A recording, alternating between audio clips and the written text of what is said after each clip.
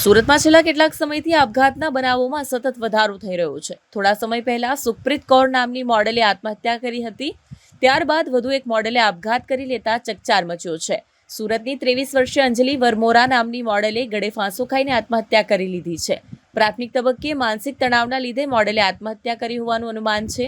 બનાવની જાણ થતાં પોલીસ ઘટનાસ્થળે પહોંચી હતી અને પંચનામું કરીને મોડેલના મૃતદેહને પોસ્ટમોર્ટમ હોસ્પિટલ ખસેડ્યો હતો. પ્રાપ્ત માહિતી અનુસાર સુરતના અથવા વિસ્તારમાં 23 વર્ષીય અંજલિ વરમોરા નામની મોડેલે દુપટ્ટા વડે ગળે ફાંસો ખાઈને જીવન લીલા સંકેલી લીધી છે. અંજલિએ પંખા પર દુપટ્ટો બાંધીને આપઘાત કરી લીધો હતો. અંજલિ વરમોરાના મોતના કારણે અનેક સવાલો ઊભા થયા છે. પ્રાથમિક તબક્કે માનસિક તણાવના લીધે આ પગલું ભર્યું હોવાનું અનુમાન છે. પોલીસે પરિવારજનોનો સંપર્ક કરવાનો પ્રયાસ કર્યો હતો. આ ઉપરાંત મોડેલના મોબાઈલ સહિતની તપાસ ચાલી રહી છે. જો કે હાલમાં મૃતદેહ પાસેથી સ્યુસાઇડ નોટ મળી છે કે નહીં તે અંગે જાણી શકાયું નથી. આ કેસની તપાસમાં ચોંકાવનારા ખુલાસાની સંભાવના છે. 7 और 8 तारीख की रात को सूरत सिटी के अठवा पुलिस स्टेशन विस्तार में कार्तिक अपार्टमेंट जो नवसारी बाज़ार में है वहाँ पे रहने वाली एक मॉडल जिसका नाम अंजलि बहन अल्पेश भाई वरमोरा है. ये 23 साल की है और फ्रीलांस मॉडलिंग का काम करती है.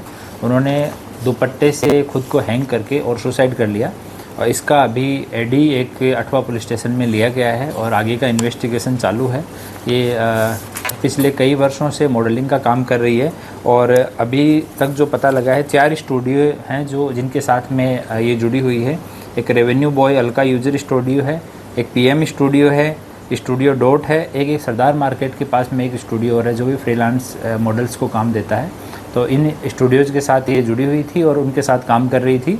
उस रात को इसकी सगाई हो रखी है, अभी शादी होने वाली थी, पर इसकी जो होने वाली सास है उनकी डेथ हो गई. इस वजह से शादी है वो अगले साल में करने वाले थे. फियांसे के साथ भी रात को बात हुई थी, पर उस बातचीत में भी हमने पूछताछ किया तो फियांसे का भी कहना है कि इस तरह का मुझे कोई स्ट्रेस जैसा या वो कोई तनाव में है ऐसा मुझे नहीं लगा. और उसने मुझे बुलाया ज़रूर था कि मुझे मिलना है, घर आ जाओ, पर वो अपनी उसकी दुकान है, लारी गल्ला है, एक गल्ला है चाय का और दूसरी चीज़ों का, उस पर वो बैठा था तो वो छोड़ के नहीं जा पाया. पर उसको इस चीज़ का आइडिया नहीं था कि ये इतनी तनाव में हो सकती है या सुसाइड जैसा कदम उठा सकती है.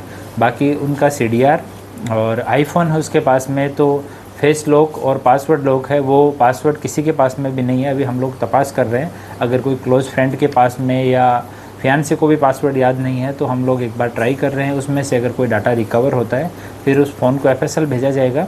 CDR उसका आ गया है, CDR हम लोग एनालाइज कर रहे हैं. उसमें जो भी निकलेगा कि रात को किस किस से बात हो रही थी, मैक्सिमम कॉल किसके साथ में थे, वो सब चीज़ों की तपास की जाएगी और उसके बाद में आगे बढ़ा जाएगा. हाँ, उनके मॉडल ने 2 स्टेटस लगाए थे जो थोड़े तनाव में लगते थे. नाम नहीं लिखा गया है पर किसी आदमी को संबोधित करके कि भाई आज आपने एहसास करा दिया है कि मैं आपके लिए कुछ भी नहीं हूँ, इस तरह का स्टेटस था. तो अभी एक बार उनको पता करते हैं, CDR देखेंगे, IPDR देखेंगे तो पता लगेगा कि लास्ट में किससे बात हुई थी, किससे बात करने का प्रयास किया गया था, मैक्सिमम किसके टच में थी. जितने लोग टच में हैं अभी उनके साथ की 4-5 मॉडल और हैं, उनको भी हमने बुलाया है उनका स्टेटमेंट लेने के लिए.